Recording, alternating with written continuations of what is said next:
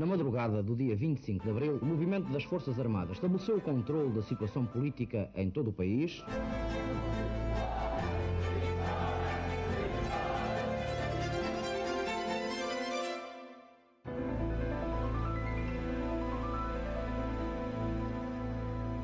Olá, bem-vindos a mais um episódio de A História Repete-se, com Henrique Monteiro. Olá, Henrique. Olá, Lourenço. E comigo, Lourenço Pereira Coutinho. Hoje vamos falar sobre a outra moção de confiança que foi rejeitada no período democrático. Aconteceu a 7 de dezembro de 1977 e derrubou o primeiro governo constitucional liderado por Mário Soares.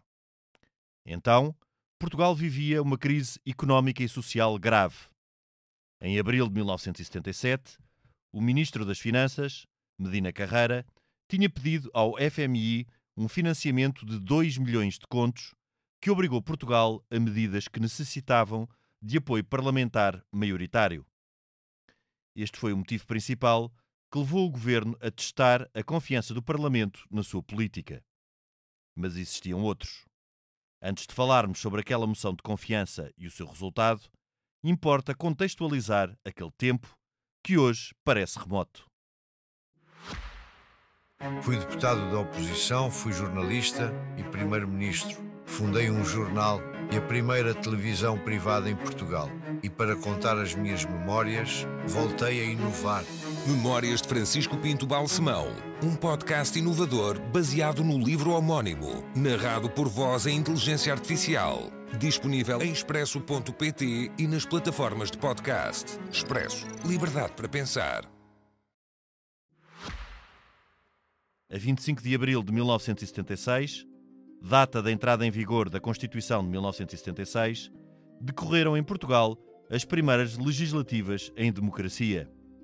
Então, o PS foi o partido mais votado, com cerca de 34% dos votos e 107 deputados. O PPD ficou em segundo, com cerca de 24% dos votos e 73 deputados. O CDS em terceiro, com cerca de 16% dos votos e 42 deputados. O PCP em quarto, com cerca de 14% dos votos e 40 lugares. E a UDP em quinto, com quase 2% dos votos, tendo elegido um deputado. Estes resultados permitiam duas possibilidades: ou um governo minoritário do PS, ou então um governo de coligação liderado pelo PS. Logo no próprio dia das eleições, o PS declarou que pretendia governar sem coligações e formar um governo minoritário, enquanto Sá Carneiro defendia a entrada do PPD no governo, certamente influenciado pela prática dos países escandinavos e da República Federal da Alemanha, onde a social-democracia tinha tradição, assim como as coligações governamentais. Este debate prolongou-se até finais de junho, isto porque a formação do primeiro governo constitucional teve de esperar pelo resultado das presidenciais, que ocorreram a 27 de junho e foram ganhas pelo já-general Ramalhianes, apoiado por PS, PPD e CDS. O novo Presidente da República tomou posse a 14 de julho de 1976 e, a 23 de julho, deu por sua vez posse ao primeiro governo constitucional, liderado por Mário Soares e composto por ministros socialistas e também independentes. A não opção de Ramalhianes por um governo de coligação constituiu, aliás, o ponto de partida para a tensão entre o Presidente da República e Sá Carneiro, que atingiu o auge quando Sá Carneiro foi Primeiro-Ministro entre 3 de janeiro e 4 de dezembro de 1980. Voltemos ao verão de 1976 e ao primeiro governo constitucional. Para além do Primeiro-Ministro Mário Soares, este governo foi composto por outras figuras importantes do nosso espaço público, como Medina Carreira, na pasta das Finanças, o então Coronel Firmino Miguel, na Defesa, Soutomaior Cardia, na Educação e Investigação Científica, Carlos Mota Pinto, que era militante do PPD e que entrou como independente em março de 1977 para a pasta do Comércio e Turismo, ou António Barreto, que esteve no Comércio e Turismo até março de 1977 e depois na Agricultura. Então, Portugal absorvia o impacto económico e social das nacionalizações e da descolonização. A sul, sobretudo no Ribatejo e Alentejo, a Lei da Reforma Agrária, decretada em julho de 1975 pelo 4º Governo Provisório, liderado pelo Coronel Vasco Gonçalves, legitimara a expropriação de cerca de 1 milhão de hectares de terra que passaram a estar organizadas em cooperativas ou unidades coletivas de produção. Na Assembleia da República, os partidos estavam divididos entre os que pretendiam caminhar para um modelo ocidental, com economia de mercado, manutenção de Portugal na NATO e adesão à então CEE, e os que pretendiam continuar a revolução a partir das suas, entre aspas, conquistas irreversíveis. O programa do governo foi assim longamente discutido entre 2 e 11 de agosto de 1976. Então, confirmou-se que o governo pretendia apresentar a adesão de Portugal à CEE e apresentar soluções pragmáticas para a resolução dos problemas urgentes, sem utopias ideológicas. Tal intenção deu aso à famosa expressão de Mário Soares, meter o socialismo na gaveta. A 27 de março de 1977, Portugal pediu formalmente a adesão à CEE. Contudo, nesse mesmo mês, o governo pediu o já referido empréstimo ao FMI, o que, só por si, comprovava que o país ainda estava longe de reunir condições para aderir à Comunidade Económica Europeia. Na ocasião, Sá Carneiro tentou mais uma vez convencer o presidente Ramalhianes a demitir o governo PS e a formar um governo de coligação entre PS e PPD. A negativa do presidente motivou Sá Carneiro a assinar uma plataforma de entendimento com o CDS. Em maio de 1977, António Barreto, que, em março, tinha sido escolhido por Mário Soares para Ministro da Agricultura, apresentou em Conselho de Ministros aquela que ficaria conhecida por Lei Barreto, que começou a desmontar a reforma agrária de matriz marxista que tinha sido decretada por um governo provisório em julho de 1975. A chamada Lei Barreto foi depois aprovada na Assembleia da República a 22 de julho de 1977. No verão de 1977, as bancadas do PS e PPD negociaram outros diplomas importantes, como aquele que delimitava os setores vedados à iniciativa privada, permitindo assim, por exclusão, a existência de iniciativa privada em todos os outros. Porém, o entendimento da bancada parlamentar do PPD com a do PS ia contra a estratégia de confronto de Sá Carneiro. O confronto interno foi, aliás, a razão que levou Sá Carneiro a demitir-se de presidente do PPD, o que aconteceu a 11 de novembro de 1977. Então, o PPD passou a ser liderado por Sousa Franco e, a partir de abril de 1978, por Meneres Pimentel, isto até ao regresso de Sá Carneiro, o que aconteceu 2 meses depois. Foi neste contexto que, no princípio de dezembro de 1977, o governo apoiado pelo PS decidiu apresentar uma moção de confiança à sua política. Mário Soares tinha esperança que PPD e CDS não votassem da mesma forma que PCP e UDP, o que faria passar a moção de confiança e reforçaria a legitimidade política do governo. Contudo, tal não foi o que aconteceu. Na madrugada já de 8 de dezembro de 1977, a moção de confiança foi rejeitada pela Assembleia da República, com os votos contra de CDS, PPD, PCP e UDP. Perante este resultado, o Presidente da República, General Ramalhianes, tinha 2 opções possíveis. Ou dissolvia a Assembleia da República, ou procurava encontrar uma solução de governo dentro do quadro parlamentar existente. Lembre-se que, na altura, o Presidente da República tinha mais poderes que atualmente, sendo também Presidente do Conselho da Revolução, um órgão de soberania, e chefe do Estado-Maior-General das Forças Armadas. Sobretudo, aspecto que mais interessa para este caso, o governo respondia politicamente perante o Presidente e a Assembleia da República. Após a rejeição da moção de confiança ao primeiro governo constitucional, o general Ramalhianes exigiu aos partidos que negociassem e que depois lhe apresentassem uma solução sólida de governo dentro do quadro parlamentar da primeira legislatura. Então, só o CDS esteve disponível para um acordo de incidência parlamentar, o qual esteve na base do segundo governo constitucional que tomou posse a 19 de janeiro de 1978. O novo governo foi, de facto, de incidência parlamentar e não de coligação, apesar de integrar alguns ministros do CDS, como Basílio Horta, que assumiram funções a título de independentes. Facto significativo, Freitas do Amaral, então presidente do CDS, não integrou este segundo governo constitucional. Este também não teria vida longa, caindo em agosto de 1978, depois de, um mês antes, Freitas do Amaral ter posto fim ao acordo de incidência parlamentar entre o PS e o CDS. Henrique, passaram-se já 48 anos, de certeza que tu te lembras deste tempo. Eu só me lembro, por o ver agora, da história e das imagens. Eu lembro-me pelo estudo afincado que dele fiz. Exato. E por já ainda seres, não era nascido. Já seres um adulto em 1977. Eu só tinha 4 anos, portanto, só a posteriori é que tomei. Eu só tinha 21 também, não era assim. Sim, mas já eras já era adulto, mas não era muito. Mas, já votava. Apesar de falarmos aqui também de uma moção de confiança, os paralelos terminam por aqui, porque estávamos a falar em questões completamente diferentes.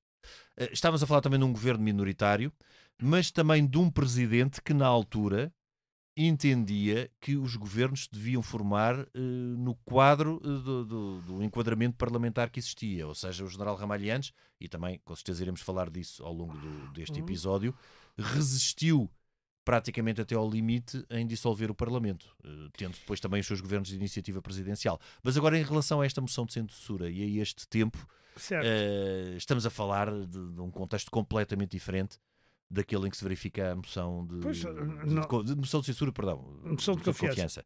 Sim, não tem nada a ver. Havia ainda outra diferença, é que na altura, quando se dissolveu o Parlamento, mantinha-se a mesma legislatura. Vou-me tentar fazer entender. A primeira legislatura era de 76 a 80. De 76, perdão, a 80, não é? 1980, aos 4 anos.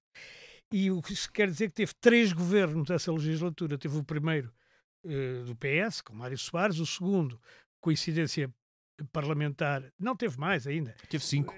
Teve 6, porque ainda teve o primeiro de Sá Carneiro, que é de 79 a 80. Mas esse já é depois das intercalares. Mas são ainda eleições intercalares, mas é a primeira legislatura, exato. A diferença é essa. É que podia haver eleições intercalares, não eram? E depois não começava a contar outra legislatura. Por isso é que ao fim de um ano de Sá Carneiro estar no governo, há novas eleições. Exatamente. Que ele, aliás, ganha com a maioria absoluta. Também, e passado pouco tempo faleceu no célebre poucos meses depois. Acidente, desastre, crime, qualquer coisa que lhe queiram chamar, cada um tem a sua ideia, eu acho que é acidente de camarada. Ora bem, portanto, tudo isto era diferente, toda a arquitetura era diferente. O Presidente da República, por exemplo, podia fazer governos de iniciativa presidencial e fez 3.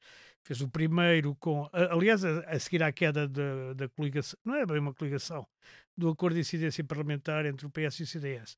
Fez 3. O primeiro foi de Nobre da Costa, que caiu, não chegou a tomar posse. O programa foi chumbado. O segundo, de Mota Pinto, que sobreviveu enquanto os partidos deixaram, mas ainda teve quase um ano, não é?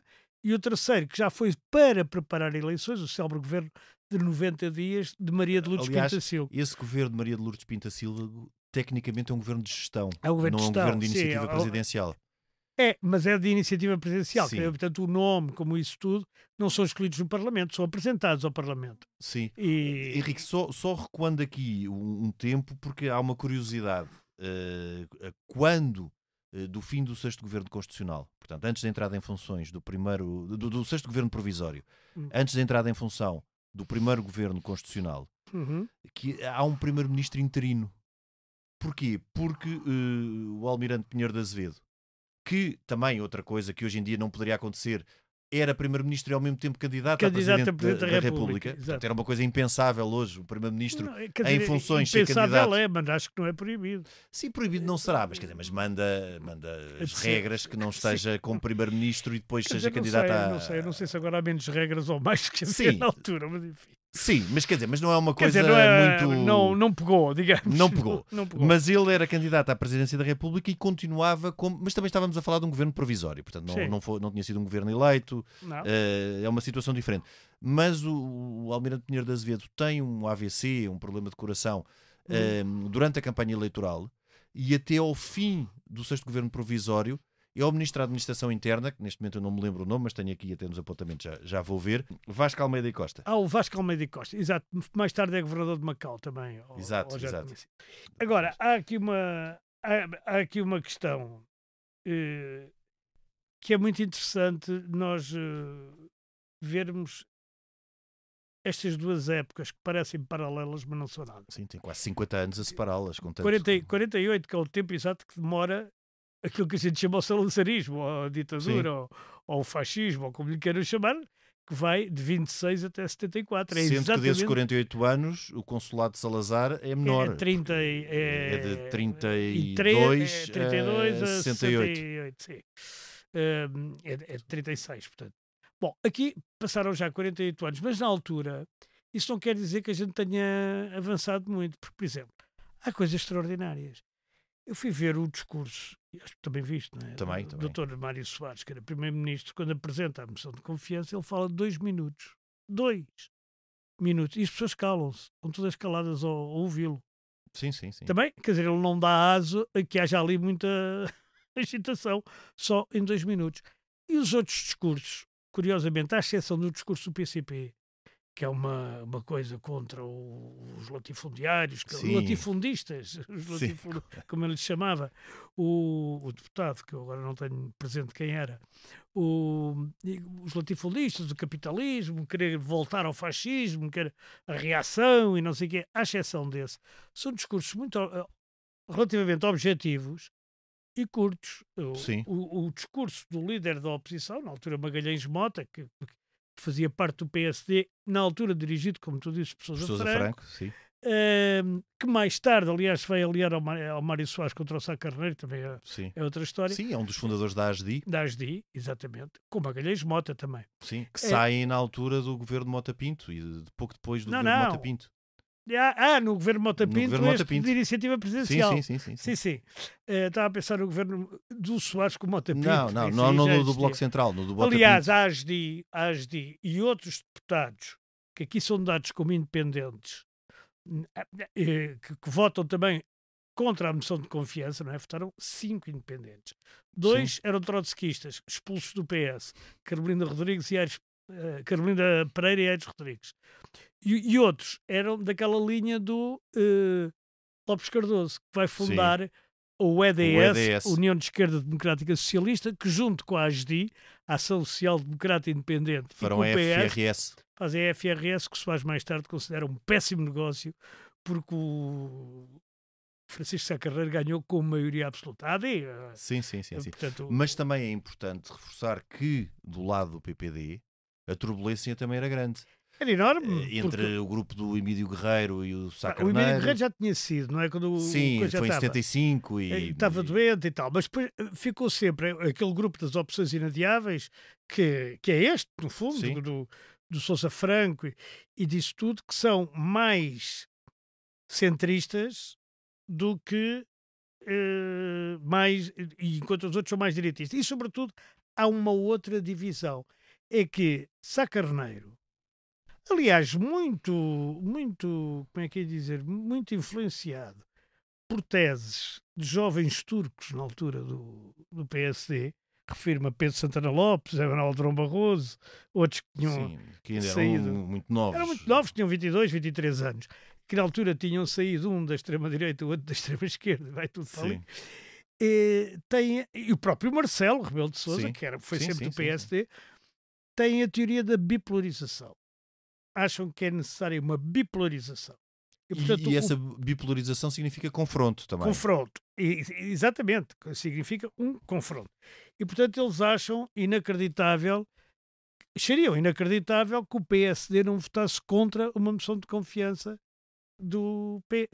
proposta por um governo PS, que, aliás, tinha 7 independentes, até começou por ter 10 independentes. Tinha muitos independentes. Houve 3 independentes que aderiram ao PS durante o Almeida Santos foi um deles. O Almeida Santos, o Gomes, Sousa Gomes, o Sousa Gomes e, salvo erro, o Emílio Rui Vilar. Pois. E, aliás, deste governo, do primeiro governo, só estão vivas 2 pessoas. O António Barreto e o Rui Vilar. que ainda O teve Vilar aqui que já cá neste esteve programa. neste programa. E estão vivos e atuantes, felizmente. Felizmente. Os outros, infelizmente, já faleceram todos, alguns até prematuramente, como é o caso do professor Jorge Campinos, enfim, não interessa agora estar a referir isso tudo. Mas... Sim, era um grupo com uma qualidade... Não tem nada a ver. Aí é que está. Aí é que está, é que a gente hoje olha para a qualidade daquelas pessoas. Quem era não estou a dizer que o governador do Banco de Portugal agora seja uma pessoa sem qualidade. Mas na altura era o professor Silva Lopes. Aliás, uma história engraçada, que o professor Silva Lopes telefonava ao Mário Soares e dizia assim: ó Sr. Primeiro-Ministro, à noite, não é? Ó Sr. Primeiro-Ministro, a gente amanhã não tem dinheiro para nada, isto é uma miséria e tal. E o Soares respondia-lhe a Mário Soares, dizia assim: ó Sr. Governador, então deixe-me dormir, que é para eu amanhã resolver essa questão com a cabeça com a cabeça mais fresca. Porque agora não adianta. Não adianta nada e tal. Mas Não, coitado, o professor Silva Lopes, que eu conheci muito bem, sofria verdadeiramente. Não, e esse era verdadeiramente, para além de outros, esse era o problema mais premente e dramático deste governo.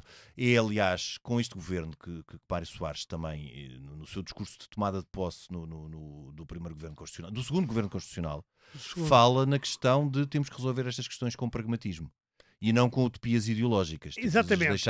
E depois diz uma frase que ficou para a história ao contrário, que diz o seguinte: com isto não significa que vamos meter o socialismo na gaveta. Ora, o que ficou é que ele disse: vamos meter o socialismo na gaveta. Que é uma coisa que é curiosa, porque é aquelas frases que nunca foram ditas e de facto o Soares... E de facto fizeram escola. Fizeram escola, mas ele nunca disse o contrário. Não significa. Sim, mas a ideia era não vamos estar aqui com utopias ideológicas. E sobretudo porque era muito difícil a um país que queria avançar para um caminho da CE, não é? Como foi referido muitas vezes. Aliás, no programa de governo deste primeiro governo constitucional, um dos principais objetivos é a adesão à CE. Mas já é quando o Soares escreve o Portugal e o Futuro. Sim, mas aqui, de Abril, formalmente... Ele já defende, sim, portanto sim, aqui também defende. Digamos, as grandes figuras do governo que estão ao lado do Soares, que são vice-primeiros-ministros, ou ministros de Estado, já não me lembro como é que se chamava, que era o Jorge Campinos, tinha vindo de França também, sim. E o professor Henrique de Barros, que aliás era cunhado de Marcelo Caetano, por sinal. O professor Henrique de Barros eram europeístas absolutamente convictos, democratas, socialistas e europeístas absolutamente convictos. Agora, é preciso lembrar que nesse tempo não havia só, digamos, o facto da fuga de capitais que tinha havido durante o PREC, não é? Muita gente tinha fugido, depois das nacionalizações...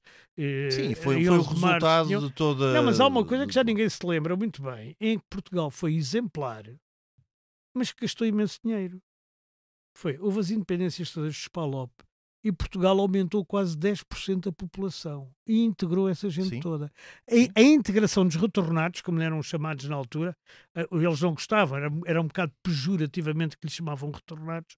Sim, mas enfim, foi um esforço para a sociedade. Foi um esforço brutal. E gastou-se imenso dinheiro, não é? Depois... E depois também, e não entrando aqui numa parte económica, que eu não sou economista e não percebo de economia, mas a tentativa até muito tarde de manter um escudo forte.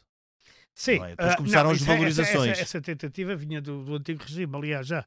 Mas manter numa situação destas, não mas, é? Exatamente. E evitar desvalorizar. Depois, quando se começou a desvalorizar, então... E depois havia outro dado que a gente já se esquece agora, que é a crise petrolífera de 73. Sim, nós estamos brutal 4 anos depois. Quer dizer, ainda ninguém tinha recuperado no mundo, ainda ninguém tinha recuperado da crise petrolífera e Portugal pagava muito cara esse choque, nesta altura, petrolífero, como se chamava. Noutros países, por exemplo, na transição democrática espanhola, onde existiram greves e conflitos sociais também bastante intensos.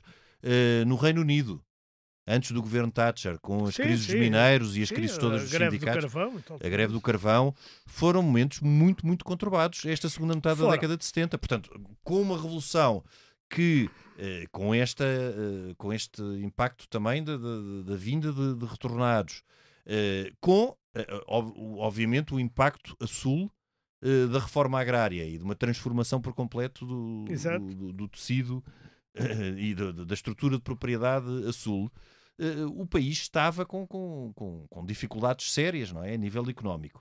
E depois o grande drama é que era preciso sanear estes problemas para que a adesão à CEE, a candidatura à CEE, pudesse ter alguma viabilidade e pernas para andar.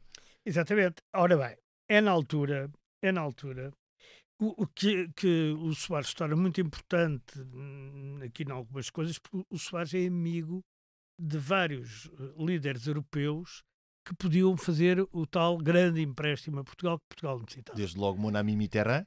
Não, esse ganhou em 81. Esse só foi em 81, sim. Ganhou sim. em 81 só as eleições e na altura ainda Mas estava já na era oposição. dirigente do Era dirigente do PSF, mas que aliás tinha acabado de se unir, porque aquilo também estava tudo desunido. Mas era sobretudo a Alemanha. O sucessor de Willy Brandt, Helmut Schmidt, sim. que era muito importante. Era Jimmy Carter, através do embaixador Franco Carlucci, Sim. que se tornou amigo de Soares. Aliás, há uma coisa interessantíssima para quem puder lá ir, que é o sótão da residência do embaixador dos Estados Unidos ali na Lapa, que continua a ser a mesma casa, e que tem lá em cima uma vista brutal sobre o rio e tem uma plaquinha onde diz: aqui Franco Carlucci e Mário Soares discutiram várias vezes o futuro de Portugal, ou uma coisa assim desse estilo. Sim, é poético. Quer dizer, é poético, sobretudo depois Franco Carlucci foi diretor da CIA e toda a gente achava que ele já era da CIA na altura e estava cá para conspirar. Não sei se isso também não é isso que interessa. Interessa também como outros líderes europeus, os suecos, e tal, os dinamarqueses, e tudo isso entraram nesse grande empréstimo. O FMI na altura não tinha a experiência que tem hoje. Sim. E aterra em Portugal e traz entre eles um jovem que economista, não é? Acho que era de Harvard, chamado Paul Krugman. Sim. Mais tarde Prémio Nobel, muito mais tarde Prémio Nobel da Economia. E é o Paul Krugman, juntamente com o Silva Lopes, governador do Banco de Portugal, e com o FMI e tal, que tem uma teoria que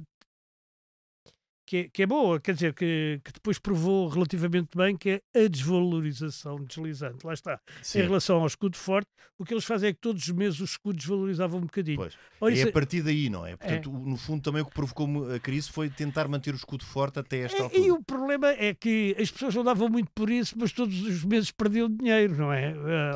Aliás, isto só foi interrompido, de uma forma até talvez um bocadinho demagógica, pelo professor Cavaco Silva, quando era Ministro das Finanças do primeiro governo de Sá Carneiro. Sim. Porque, enfim, isso veio a dar às pessoas um bocadinho mais dinheiro e também permitiu aquele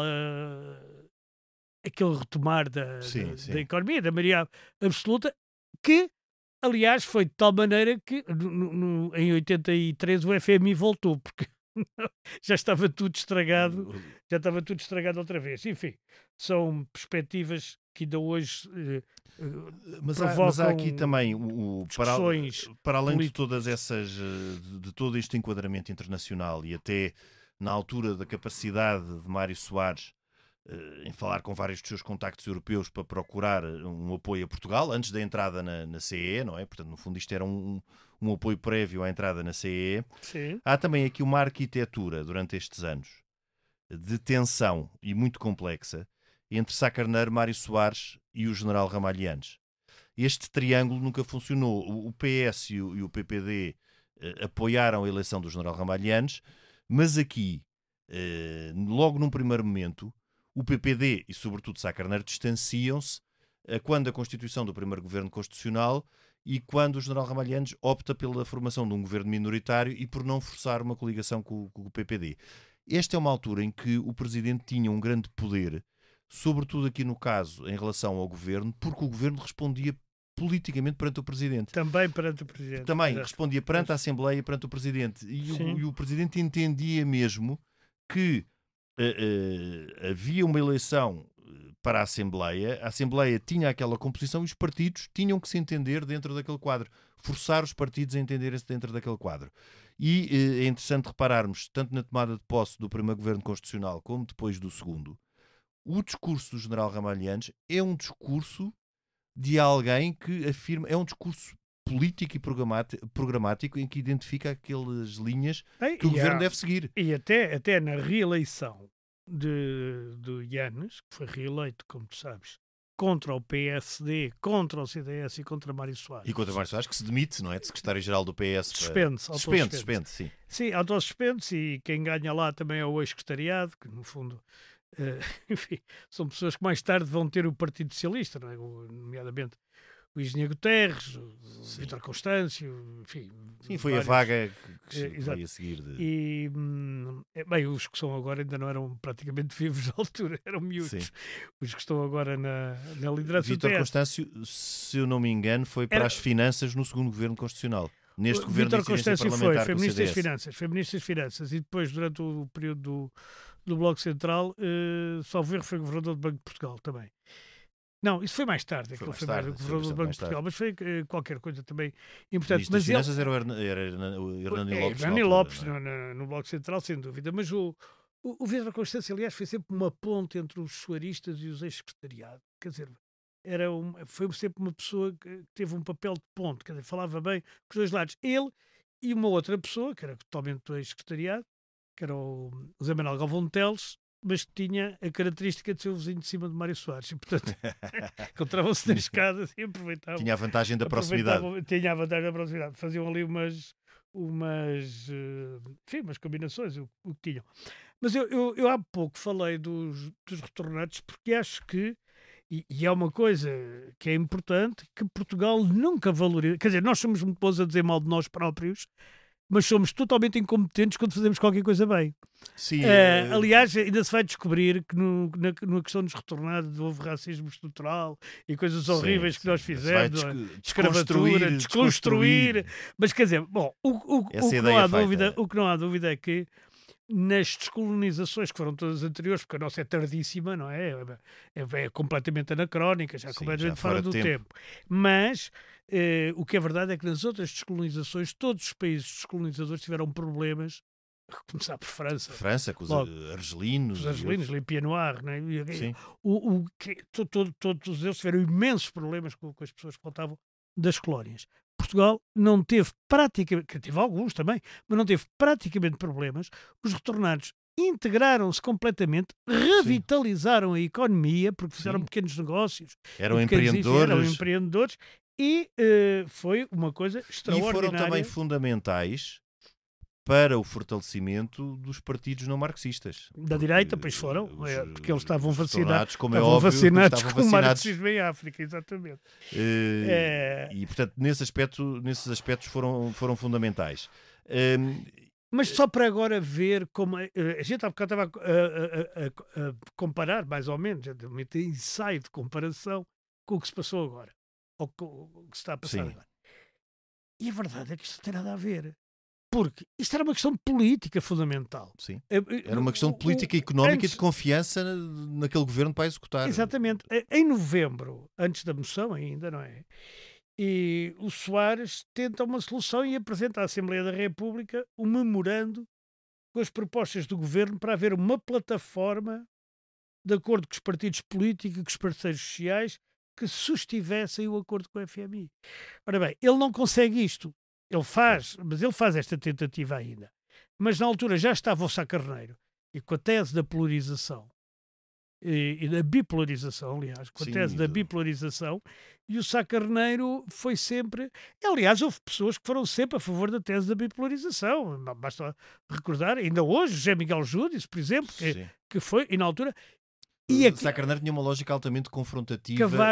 Cavaco Silva, porque não sei se te lembras que durante o governo de Francisco Balsemão, já depois da morte de Sá Carneiro, e sobretudo durante o governo PS-PSD, em que Mota Pinto era o líder do PSD e era vice-primeiro-ministro, o governo depois cai por causa da eleição de Cavaco Silva, que é contra o Bloco Central. E Cavaco Silva passa a vida a criticar aquela solução, justamente com o Eurico de Melo, que era um grande senhor do PSD, era um homem que com muita piada dizia: eu sou importante no Norte porque pensam que sou importante no Sul, e sou importante no Sul porque pensam que eu sou importante no Norte.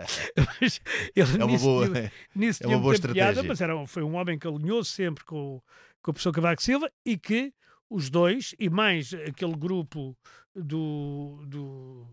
de Marcelo, que já não Sim, me que chamava, não era o grupo de Cascais, mas Não, era não, do não, Eixo. era Nova Esperança. Nova Esperança. Nova Esperança, que era ele, acho que era o Pedro Santana Lopes, o Zé Manuel Durão Barroso e o Pinto Leite. Também estavam contra o Bloco E Central. o António Pinto Leite e mais alguns que eram completamente contra o Bloco Central e que depois fazem eleger Cavaco Silva no Congresso da Figueira da Foz já em 95. Portanto, agora já andámos muito Sim, para a frente. mas aqui nesta altura, há esta loja confrontativa e não há uma possibilidade do PS fazer passar um acordo, que no fundo era um acordo de concertação, que permitisse viabilizar. Mas é que porque esse é que era o drama. antes disso, o Soares já tinha feito essa lógica confrontativa, porque repara uma coisa, o PPD é fundado, acho que em 7 de maio de 74, acho que é buscar por aí. Talvez.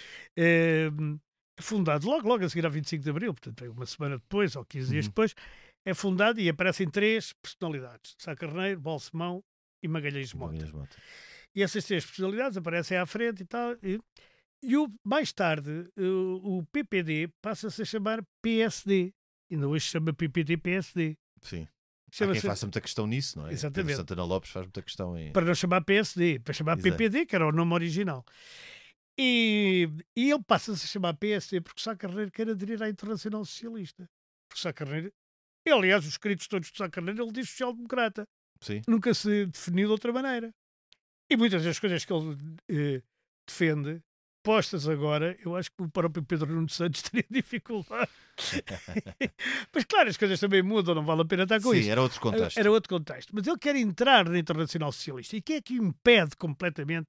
Como tu sabes, há países que têm mais que um partido da Internacional Socialista, não era um caso único. Sim, mas é caso não muito frequente existir não é país muito frequente, mas em há que o vários. Partido Social Democrata e o Partido Socialista são os 2 partidos mais importantes. Exato, isso é que não. Isso. Agora, ele queria entrar para a Internacional Socialista, mas quando isto começou, ainda nem sabia quais eram os partidos mais importantes. Pois, Portanto, isto era numa fase pré-eleitoral, portanto... Ele quis entrar e o Soares opôs-se ferozmente e com os seus contactos internacionais conseguiu boicotar completamente essa ideia e deixou o PSD pendurado, sem contactos internacionais praticamente, uma vez que o CDS, entretanto, forma-se e vai-se logo filiar nos partidos democrata-cristãos, que hoje são o PPE, não é? Sim, o Partido Popular Europeu. O Partido Popular Europeu. E o PSD fica desazado. Fica desazado. O PPD fica desazado. E isso também é uma coisa que o Sá Carneiro não apreciou particularmente da parte do Dr. Soares. E, portanto, havia ali também uma competição pelo centro. Entre Sim, mas isso, uma competição entre PS e PSD era natural porque foram os 2 partidos mais votados. Agora, a lógica confrontativa era também com o Presidente da República. Mas isso era porque o Presidente da República era também... de ambos, tanto do PS como do PSD, do PPD. Mas isso também tem a ver com uma coisa. Por exemplo, o Mário Soares explicava que estava a fazer a barba quando ouviu uma intervenção do general Ramalhianes já na reeleição. E que o general Ramalhianes tinha elogiado para aí 3 vezes a AD. Isto para o Soares era completamente insuportável e, portanto, tira-lhe o caso. Portanto, essa lógica era uma lógica que, na altura... tu não podes transportar para hoje, porque o Presidente da República pronunciava-se sobre questões políticas. Claro, sobre questões de governo. Hoje também se pronuncia, mas faz de conta que não.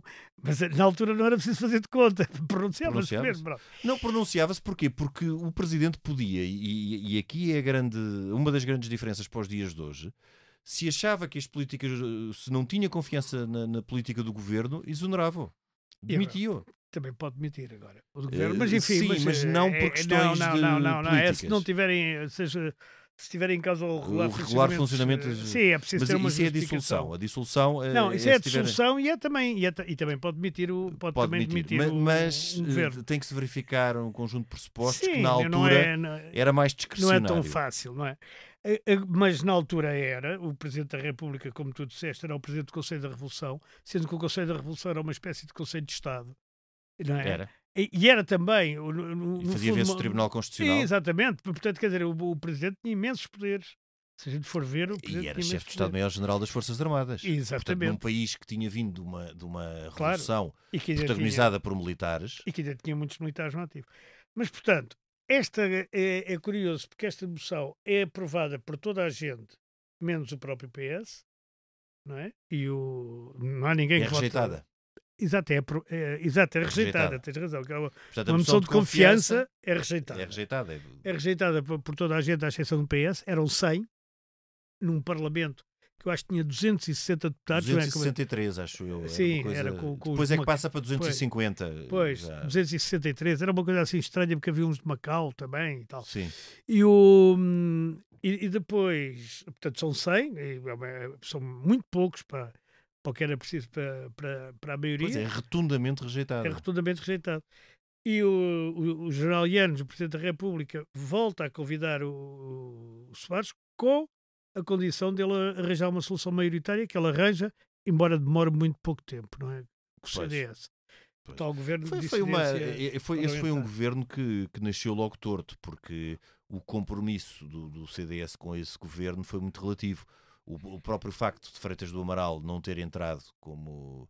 Aliás, Não, o CDS também navegava na altura, e também já fizemos um episódio sobre Lucas Pires, nesta dificuldade em situar-se ou à direita, ou então, como Freitas do Amaral passou a dizer a partir de determinada altura, rigorosamente ao centro. isso foi na Ou altura seja, do Cavaco. Pois. numa equidistância, mas que recuperava, mas que vinha muito também do que tinha sido a prática nesta altura, porque até dando como exemplo este acordo de incidência parlamentar feito em 1978, 77, 78, já a transição para 78. Sim. Mas o que é facto é que não foi um governo de coligação. Portanto, um acordo de incidência parlamentar, obviamente, que não tem a força de um acordo de coligação. E Freitas do Amaral, a principal figura do CDS, não estava no governo. E também este governo cai porque o CDS retira o seu apoio parlamentar. Portanto, também Não, isso já Porque, foi uma entretanto, solução que nascia torta. Que, entretanto, tinha feito um acordo parlamentar com o E PSD. o que é que faz o É Presidente? preciso ver isso. Também a partir dessa altura, o Presidente o que faz é que começa os governos de iniciativa presidencial, ou seja, mais uma vez, Uhum. resistindo por termo à legislatura Certo. e dizendo, então, o Governo como tem que ter a confiança do Presidente, eu confio nesta personalidade independente e o primeiro Nobre da Costa, porque, é uma figura respeitável, que depois também não acabou Sim, por não ter mais atividade e política. ele salvo erro, ele participou ainda no primeiro governo Eu penso que no provisório. ou talvez no sexto provisório, quer dizer, ele não era... Sim, não era um inexperiente na política. Exatamente. Carlos Mota Pinto, que Carlos Mota Pinto na altura estaria de certa forma independente porque Não, ele tinha sido do PPD. Ele, aliás, fez parte deste governo que caiu. Exato. O Carlos Alberto Mota Pinto era Ele ministro do entra- Comércio e Turismo. Ele substitui Barreto quando o Barreto substitui... Quando o Barreto vai para vai a agricultura. substituir o Lopes Cardoso.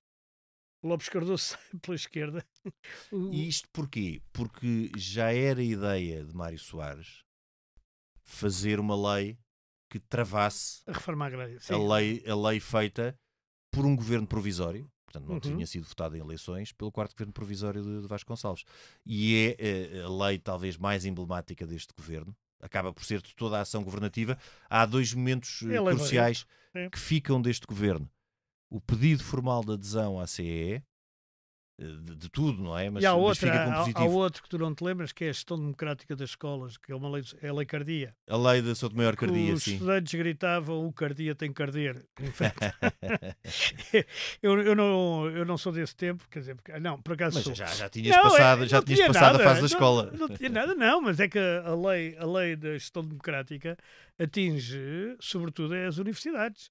Pois. Porque nunca houve assim uma gestão democrática propriamente dita nos liceus, Sim, nas escolas nem secundárias. primárias, nem. Pois. Mas, enfim, mas também reintegrou quase todos os professores saneados. Pois. Havia imensos professores saneados. Ou seja, não é? este governo, que foi um governo que ainda durou algum tempo, porque é empossado em julho de 76 E vai e- até dezembro de 77. e vai até dezembro de 77, ou seja, para o panorama que tinham sido os governos provisórios Sim, anteriores, mais durou um ano e meio. Um ano e meio. E durante este ano e meio fez algumas coisas, das quais esta lei das escolas, que eu agora não me estava a lembrar, apesar de agora que falaste nela ter refrescado a memória, mas sobretudo o pedido de adesão à CEE e a Lei Barreto, A lei Barreto. que é Mas, uma lei emblemática deixa- também de travar Há uma, a reforma coisa, há agrária. uma coisa que é extraordinária. O discurso do Primeiro-Ministro dura 2 minutos. o discurso da apresentação da moção de confiança. E ele às tantas, se me permite citar, ele diz uma coisa que eu acho que é extraordinária, que é: submeto-me inteiramente ao veredito desta Assembleia. Se o governo cair, dir-vos-ei que não caio com alegria, porque a situação do país não é suscetível, num momento destes, de haver alegria, mesmo que isso seja o retirar de um pesadíssimo fardo sobre os ombros. Mas também não cairei nem com azedume, nem com ressentimento. Agora repara, esta ideia, pois já isto é de um estadista, não é? Sim. Esta ideia, ser primeiro-ministro é um fardo que se tem sobre os ombros. Não é uma glória, é um fardo, é servir os outros, é uma coisa e tal. Aliás, isto é no dia de anos dele, Sim. que cai, não é? É na madrugada. Na madrugada do dia de anos. E ele, quando um repórter lhe pergunta como é que ele se sente, ele tem uma resposta que é fabulosa, que é: sinto-me como um passarinho a quem abriram a gaiola. O que eu quero dizer que podia ser livre outra vez. Não tinha aquela coisa do governo. Bem, depois voltou a ter ainda mais 2 vezes, Sim.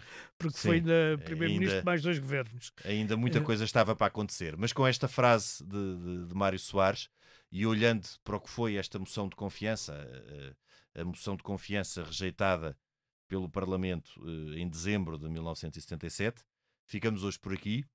Henrique, nós até para a semana. Adeus, até para a semana. A gravação e sonoplastia esteve a cargo de Tomás Delfim.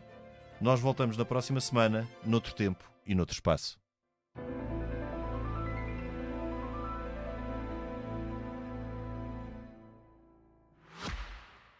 Fui deputado da oposição, fui jornalista e primeiro-ministro. Fundei um jornal e a primeira televisão privada em Portugal. E para contar as minhas memórias, voltei a inovar. Memórias de Francisco Pinto Balsemão, um podcast inovador baseado no livro homónimo, narrado por voz em inteligência artificial. Disponível em expresso.pt e nas plataformas de podcast. Expresso. Liberdade para pensar.